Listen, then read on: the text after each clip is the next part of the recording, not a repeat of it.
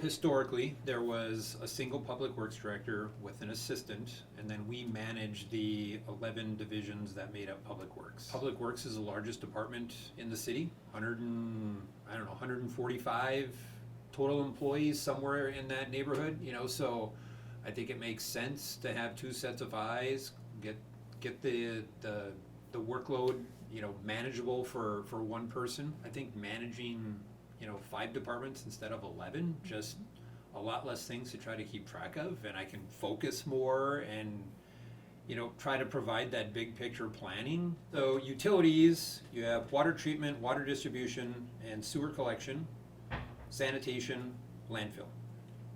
And then on the operations side, you have cemetery, property maintenance, storm sewer, street, the city shop, and transit. One of the big changes there, staffing wise, we've always had a single superintendent that's managed the shop and transit. We're hiring a fleet manager.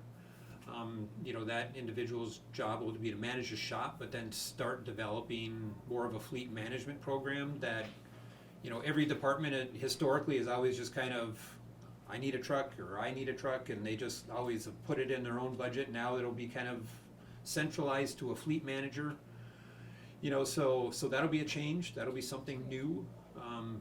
Definitely some uncharted territory, but other communities do it. So I think we've got some partners across the state that can help us get there. Great. We're getting a lot more applicants than we used to. Okay. I think last year when we were trying to hire 2 bus drivers, I think we had maybe 2 or 3 applicants. Now we have 16. Excellent.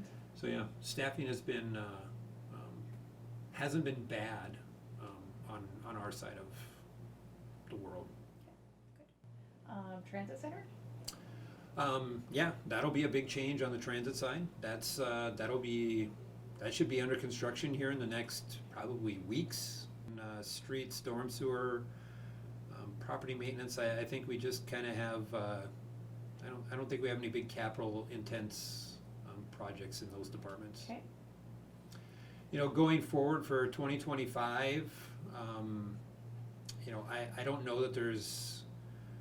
We're putting in that's in 2024. I guess I forgot about the sand salt shed. We're putting in a new one of those that holds more sand and salt. We've had capacity issues for the past few years, so we're going to build a much larger one of those.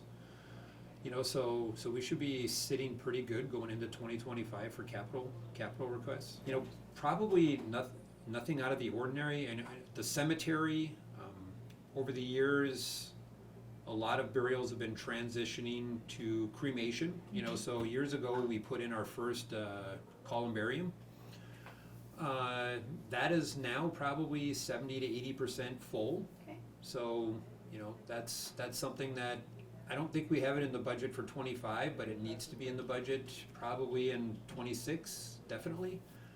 And of course, with everything, they take longer to get, and I think if we were to buy one identical that we put in 2015, if we put one in today, it's I think double the price. So Of course. of course, yeah. Where is it? Is it above ground? It is would above I ground. recognize it? I Yes. don't even know what it is. So from where the office is, Okay. it's straight west. It sits kind of out in the middle. It stands probably about 7 feet tall, Okay. and it's Drive just it. kind of an octagon shaped thing. And we've got some planters around it.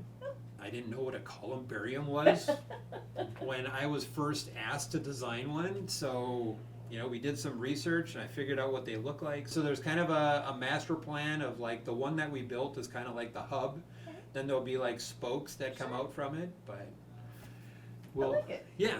So we'll have to see how that progresses. And transit, I think there were a couple mentions on transit, some dissatisfaction with, and we haven't done a transit study in many years. It's probably time to dust that off. And can we add more routes? Can we add new routes? Are we to a point of moving away from the flag system and going to actual set stops? So there's probably some things there that can be looked at and reviewed as well. Snow removal obviously was one that, I think that from what I gathered, they're not necessarily dissatisfied with snow removal, it's just they want us to concentrate or get to the residential area sooner. You know, we've done some of these reviews of snow removal before. You know, it's all resource driven. You know, we only have 8 blades and a few sanders, a couple of loaders. You know, so when you start having to traverse, I think I just got the number, I think it's somewhere around about 530 lane miles. And it takes about 2 passes on every lane to get it clear. You know, so when you're talking snow removal, you're pushing like that 1,200 lane miles that you know, it's a 2-lane road, but we run 2 blades down it, you know, so that's 2 passes, so it takes 4 passes to clear 1 residential street. You know, so if the desire is for us to get through the city faster, you know, it takes more equipment, or we'd have to hire subcontractors to be working residential while we're working snow routes. You know, all those things come at a cost.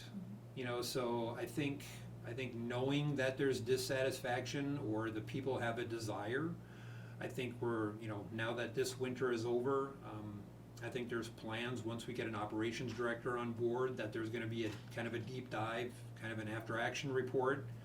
Here are the things that worked, here are the things that didn't, here's what the general public wants us to do, and what does it take for us to get there, and at least present the options. So that's probably the big one that was in the survey.